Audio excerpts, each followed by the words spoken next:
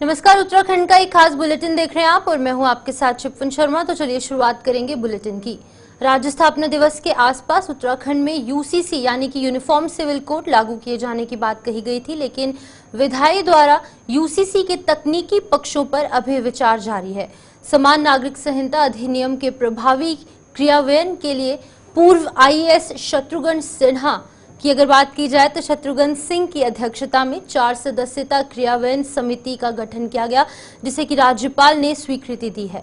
यह समिति यूसीसी लागू करने से संबंधित विभागों के वरिष्ठ अधिकारियों और कर्मियों के प्रशिक्षण, मार्गदर्शन, पोर्टल आदि में मार्गदर्शन और परामर्श सहायता देगी। समिति के दून विश्वविद्यालय की कुलपति प्रोफेसर सुरेखा डंगवाल, सामाजिक कार्यकर्ता मनु गौड़, अपर पुलिस महानिदेशक अमित सिन्हा और स्थानीय आयुक्त अजय मिश्रा शामिल है। क्योंकि समिति अध्यक्ष समेत अन्य प्रमुख सदस्य यूसीसी के ड्राफ्ट और नियमावली बनाने में शामिल रहे हैं, इसीलिए क्रियान्वयन में भी बड़ी जिम्मेदारी उन्हें दी गई है। तो आपको बता दें कि जिस तरीके से मंजूरी यूसीसी को मिल चुकी है नेशनल लेवल पर और साथ ही साथ स्टेट लेवल पर, लेकिन इसकी इम्प्लीमेंटेशन किस तरीके से होगी उसके लिए एक कमेटी गठित की गई है। किस तरीके से ये कमेटी काम करेगी, क्या कुछ रहने वाला है, इस खबर पर जानकारी देने के लिए हमारे साथ धनराज गर्ग ज्वाइन कर चुके हैं उत्तराखंड से। धनराज, आपसे जानना चाहूंगी, जिस तरीके से एक कमेटी बनाई गई है यूसीसी को लेकर, हालांकि 1 साल हो चुका है यूसीसी को लेकर जो मंजूरी पार्लियामेंट में मिल चुकी है, नेशनल लेवल पर इसकी मंजूरी मिल चुकी है, लेकिन इम्प्लीमेंटेशन को लेकर अनुमान लगाया गया था कि जो 24वां यहाँ पर स्थापना दिवस है उत्तराखंड का, तब ये लागू हो जाएगा, लेकिन नहीं हुआ लागू। अब किस तरीके से कमेटी काम करेगी ताकि जल्द से जल्द इम्प्लीमेंटेशन इसकी यूसीसी की उत्तराखंड में हो पाए? जी बिल्कुल, देखिए जिस तरह से देखा जाए यूसीसी से यदि बात की जाए तो उत्तराखंड में जल्दी यूसीसी लागू करने के लिए मुख्यमंत्री पुष्कर धामी ने तमाम तरह के प्रयास किए हैं। और मुख्यमंत्री पुष्कर धामी का कहना था कि 9 नवंबर को यानी कि 24वें स्थापना दिवस पर कहीं न कहीं यूसीसी उत्तराखंड में लागू हो जाएगा, लेकिन कुछ कमियां होने के कारण कहीं न कहीं इसमें देरी हुई है। लेकिन अभी जो कमेटी बनाई गई है वो कमेटी भी इस यूसीसी पर पूरा कार्य कर रही है और पूरी मंथन कहीं न कहीं यूसीसी पर किया जा रहा है। हालांकि देखा जाए तो जो मंजूरी है वो नेशनल लेवल पर भी यूसीसी को मिल चुकी है और इसके लिए लगातार जो कमेटी है वो काम कर रही है और जल्दी माना जा रहा है कि उत्तराखंड के अंदर यूसीसी लागू कर दिया जाएगा। क्योंकि मुख्यमंत्री पुष्कर धामी कहीं न कहीं यूसीसी को लेकर खासकर कहा जा सकता है, जब मुख्यमंत्री पुष्कर धामी ने शपथ ग्रहण की थी तो उन्होंने तभी कहा था कि उत्तराखंड के अंदर वो यूसीसी लाएंगे, पर कहीं न कहीं उसको कदम भी बढ़ता हुआ नजर आ रहा है और जल्दी उत्तराखंड के अंदर यूसीसी लागू होगा। धनराज, एकमात्र स्टेट, एकमात्र राज्य उत्तराखंड है पूरे भारतवर्ष में जिसमें यूसीसी लागू होने वाला है। क्या कुछ लगता है कहां पर कमियां रह गई कि 1 साल से अभी तक ये लागू नहीं हो पाया धरातल पर?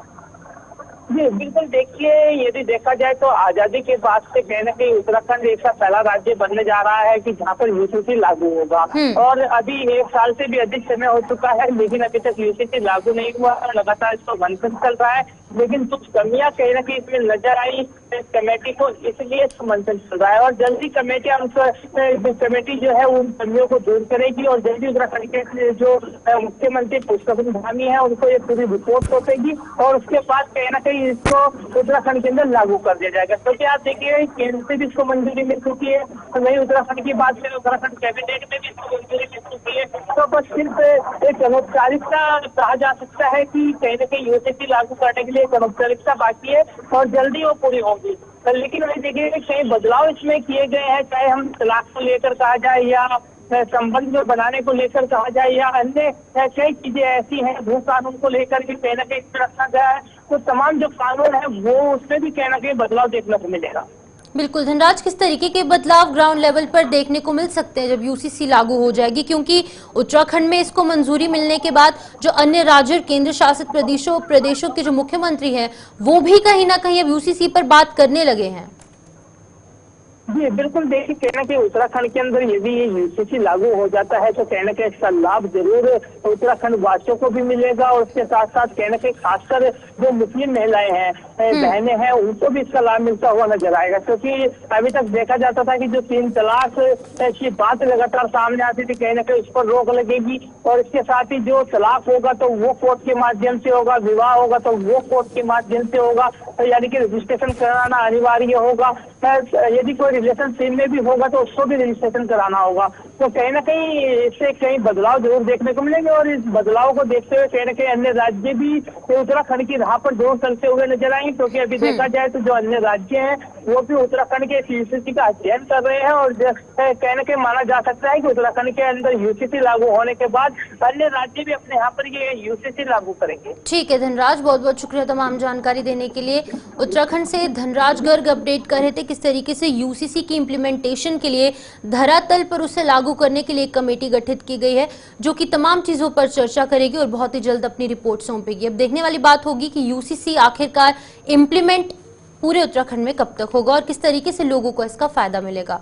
आगे बढ़ चलेंगे। उत्तराखंड राज्य स्थापना दिवस के अवसर पर देहरादून में 5 दिवसीय युवा महोत्सव का आगाज हो गया है। राज्य के मुख्यमंत्री पुष्कर सिंह धामी ने परेड ग्राउंड में देहरादून में आयोजित युवा महोत्सव का उद्घाटन किया है। इस अवसर पर मुख्यमंत्री ने करोड़ों की योजनाओं का शिलान्यास और लोकार्पण किया। वहीं कार्यक्रम में संबंधित यहाँ पर जो विभाग है वो भी पहुंचे थे और इस कार्यक्रम को संबोधित करते हुए मुख्यमंत्री धामी ने कहा कि सरकार खेल और खिलाड़ियों को बढ़ावा देने के लिए विभिन्न योजनाएं चला रही है।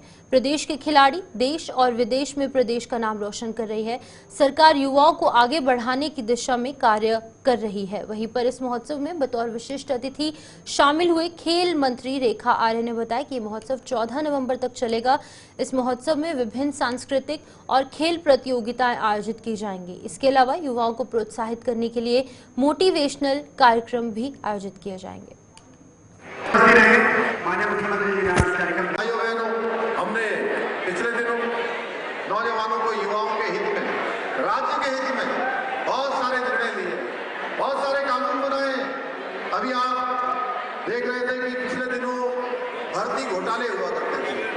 मैं जब भी नौजवानों के बीच में आता हूँ, युवाओं के बीच में आता हूँ, विद्यार्थियों के बीच में आता हूँ, तो मुझे अपना बचपन हमेशा, मुझे अपने विद्यार्थी जीवन के दिन हमेशा ध्यान में आते हैं, हमेशा उनका स्मरण होता है कि किस प्रकार से नौजवान के सामने कितना बड़ा संघर्ष होता है, उसको भविष्य की किस प्रकार की चिंता होती है, किस प्रकार उसके जीवन का असमंजस होता है। इसलिए भाइयों बहनों, हमने प्रदेश के अंदर हमारे नौजवानों के हित में, युवाओं के हित में जो तैयारियां करते थे, प्रतिभागी परीक्षाओं में भाग लेते थे और प्रत्येक वर्ष वो तैयारियां करते थे, सालों साल तैयारियां करते थे, उनके माता पिता अपने खर्चे कम करके, अपने दैनिक जीवन की जरूरतों को कम करके, उनको बिल्कुल मिनिमाइज करके। रजत जयंती के अवसर पर मैं समस्त प्रदेशवासियों को बहुत शुभकामना देती हूँ और बेहद खुशी की बात है कि आज ही के दिन से यानी कि 9 नवंबर से जिस दिन हमारी रजत जयंती है, उसी दिन से युवा महोत्सव की भी शुरुआत हो रही है, जिसका कि माननीय मुख्यमंत्री जी ने अपने कर कमलों से शुरुआत कर दी है। निश्चित रूप से ये युवा महोत्सव 9 तारीख की शाम से लेकर 14 तारीख तक लगातार संचालित रहेगा। इसमें अधिक से अधिक युवाओं का प्रतिभाग रहेगा। इसमें विभिन्न प्रकार की खेल प्रतियोगिताएं हैं, इसमें विभिन्न प्रकार के सांस्कृतिक कार्यक्रम हैं, हमारे नवयुवक मंगल दल, महिला मंगल दलों का प्रतिभाग है और मैं समझती हूँ कि बड़े बड़े महानुभाव भी यहाँ पे जो है अपनी सांस्कृतिक प्रस्तुतियाँ देंगे। इसके साथ ही बड़े बड़े स्पोर्ट्स प्लेयर्स को भी हम लोगों ने आमंत्रित करा है। तो एक भव्य कार्यक्रम होने जा रहा है और मैं समझती हूँ कि बहुत सारे ऐसे मोटिवेशनल स्पीकर्स भी हैं जो स्पोर्ट्स के सेक्टर में काम करते हैं। स्पोर्ट्स को करियर बनाने के दृष्टिकोण से स्पोर्ट्स में साइंस किस तरीके से उपयोग हो सकता है, उसके बारे में भी लगातार जो है वो सेशन चलने वाले हैं। तो बहुत ही उपयोगी जो है ये 5 दिन हमारे होने जा रहे हैं, जो युवाओं के हित के लिए ये उत्सव बनाया गया है और युवाओं के मार्गदर्शन यहाँ से बहुत सारी। उत्तराखंड में 38वें राष्ट्रीय खेलों के आयोजन की तिथि को भारतीय ओलंपिक संघ ने अंतिम मुहर लगा दी है। ये खेल जो है वो 28 जनवरी से लेकर 14 फरवरी तक आयोजित किए जाएंगे। खेलों की सफल आयोजन को लेकर 5 समितियों का भी गठन किया जाएगा। इसमें गेम्स टेक्निकल कंडक्ट समिति GTCC को यहाँ पर उसका गठन होने से राष्ट्रीय खेलों के दौरान आयोजित होने वाली संप्रदाओं और उनके आयोजन स्थलों को लेकर अंतिम निर्णय लिया जा सकेगा। इसको लेकर खेल विशेष प्रमुख सचिव अमित सिन्हा ने कहा है कि हमारी तैयारी 100% है, पूरी तैयारी हो चुकी है, बस तैयारियों को अंतिम रूप दिया जा रहा है। उन्होंने कहा कि जैसे ही GTCC आ जाती है, बाकी की इंटीग्रिटी तय कर ली जाएगी और बहुत अच्छे तरीके से 28 जनवरी से शुरू होने जा रहे राष्ट्रीय खेलों का आगाज होगा। हमारी तैयारियां 100% है, पूरी तैयारी हो चुकी है हम लोग उसके फिनिशिंग टचेस में चल रहे हैं और जैसे ही GTCC आ जाती है गठित, और यद्यपि GTCC का अनाउंसमेंट हो चुका है, वो जैसे ही कमेटी आती है, कमेटी के साथ हम लोग बैठकर बाकी और निटी-ग्रिटी जो है वो तय कर लेंगे और बहुत अच्छे तरीके से हम लोग 28 जनवरी से शुरू होने वाले राष्ट्रीय खेल को आगाज करेंगे।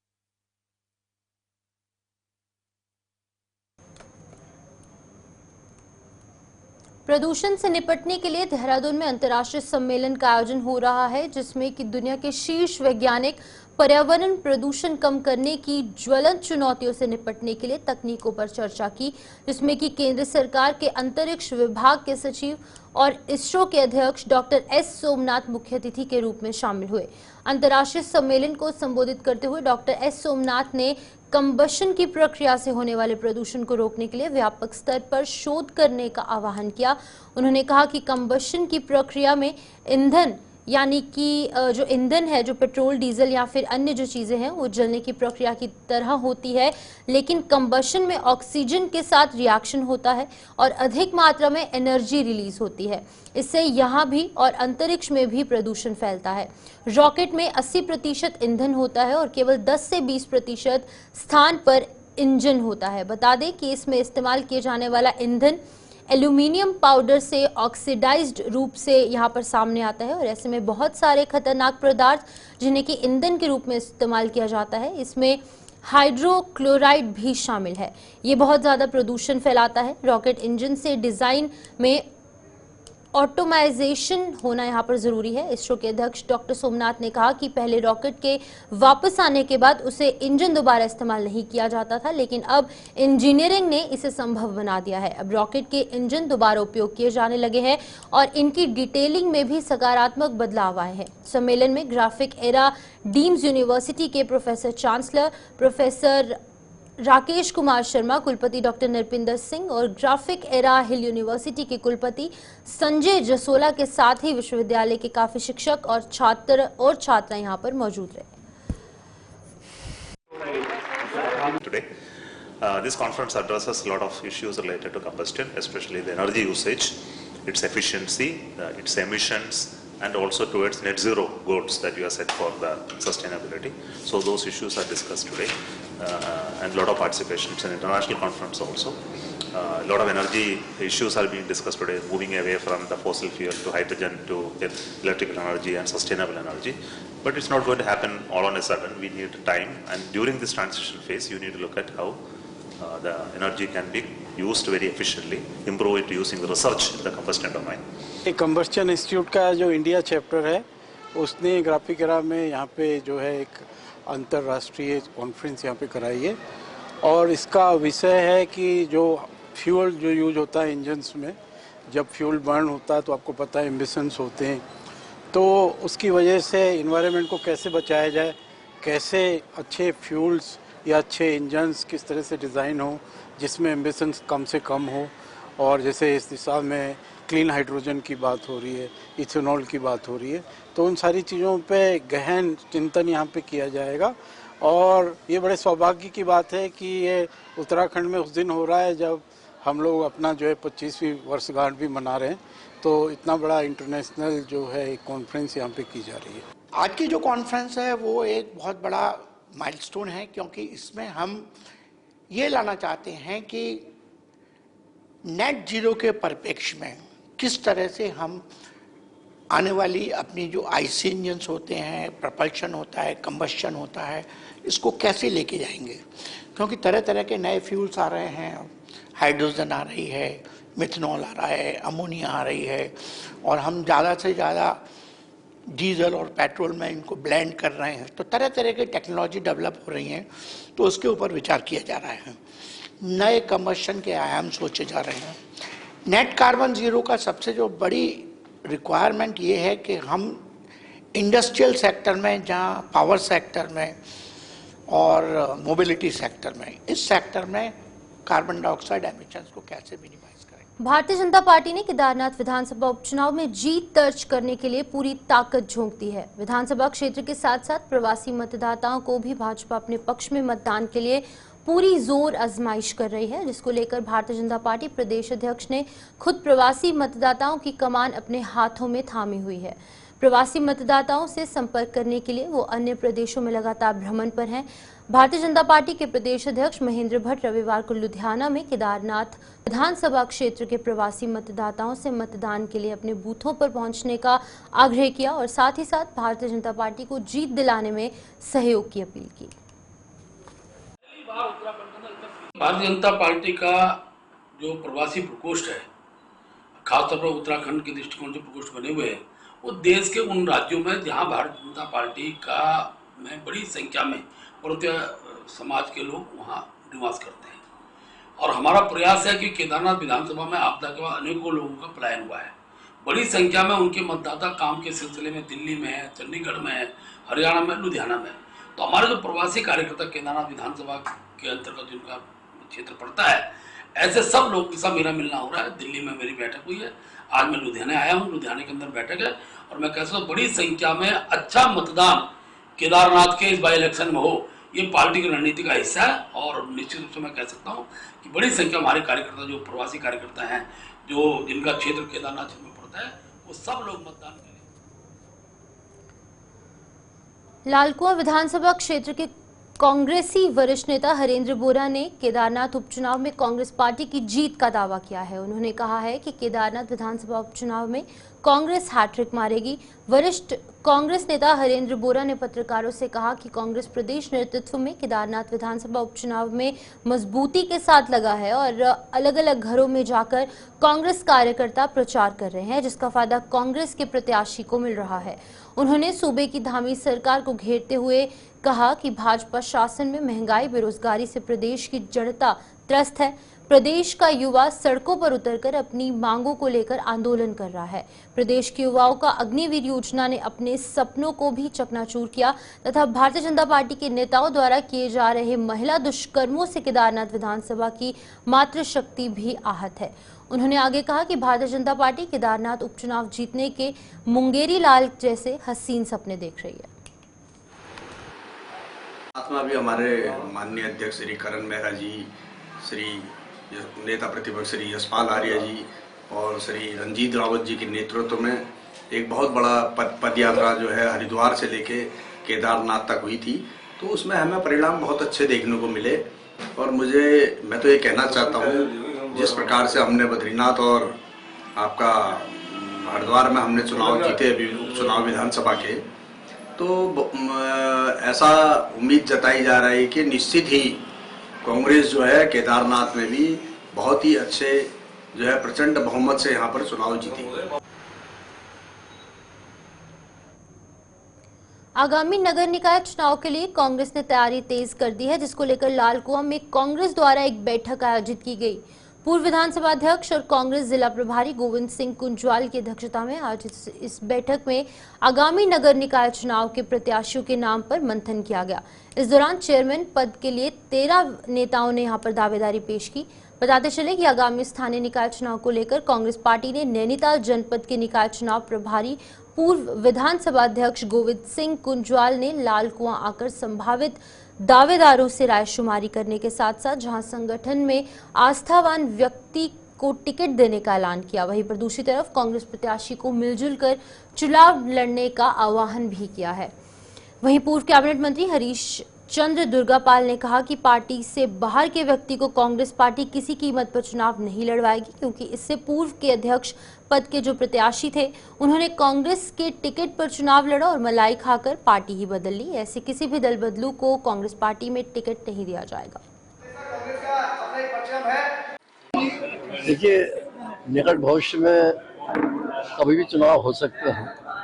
यद्यपि भी सरकार चुनाव से डर रही है, उसने आरक्षण घोषित किया है और ने चुनाव की सही डेट तय की है, लेकिन फिर भी हमारी पार्टी ने निर्णय लिया है कि कांग्रेस की मजबूती के लिए प्रत्याशियों का चयन हो और प्रत्याशी अपने अपने नगर पंचायत, नगर पालिका और नगर निगम में काम करना शुरू करें। उस दृष्टि से हमने मीटिंग लेना शुरू किया है और इस लालकुआं नगर पंचायत में मैं समझता हूँ सब पदों पर लगा करके 13 प्रत्याशी मैदान में आए हैं, जिनमें सामान्य पुरुष 5 हैं, महिला 2 हैं और ओबीसी पुरुष 3 है और महिला 1 है और एससी पुरुष भी हैं और एससी महिला अभी नाम नहीं आया है, आ जाएगा बाद में।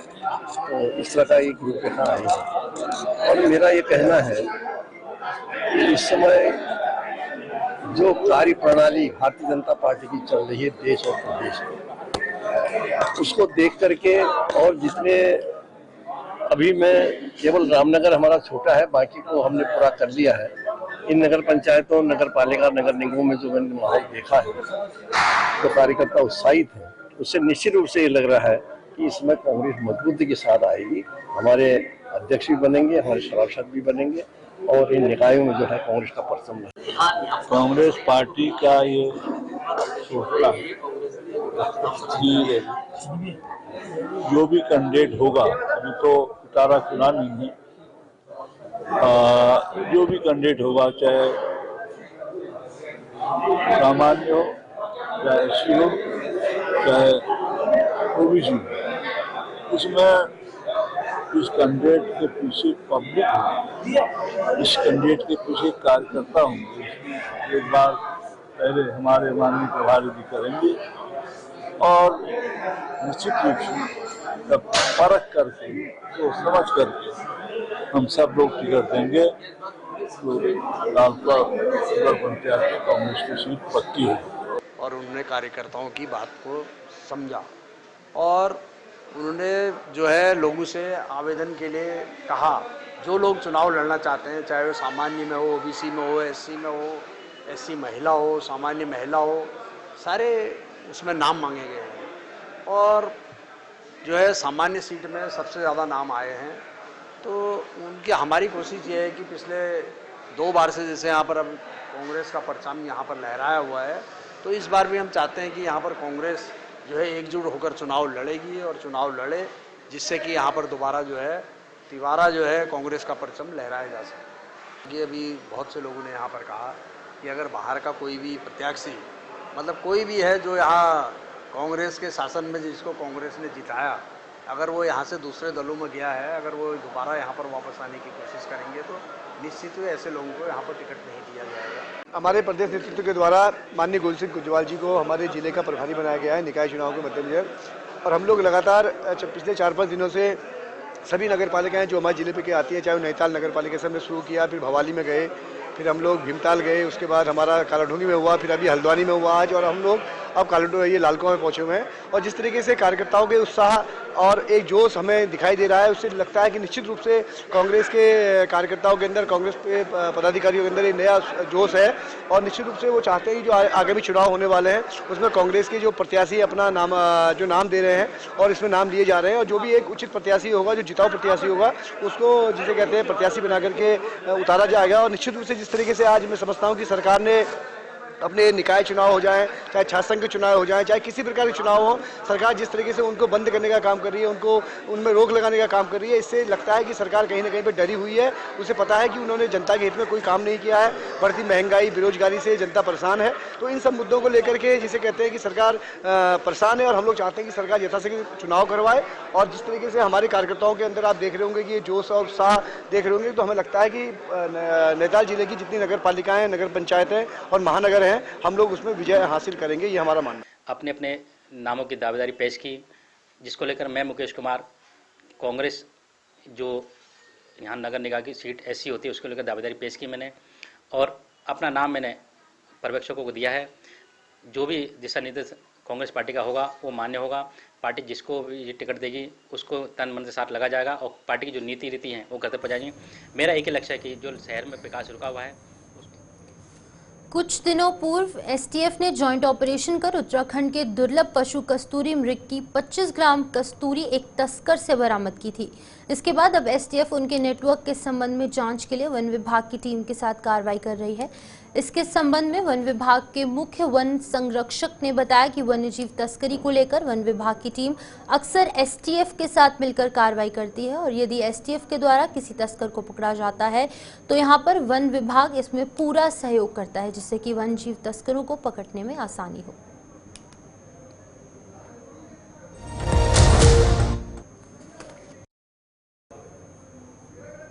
तो तो चलिए फिलहाल इस बुलेटिन में इतना ही। मुझे दीजिए इजाजत और आप जुड़े रहे गुलिस्तान न्यूज के साथ।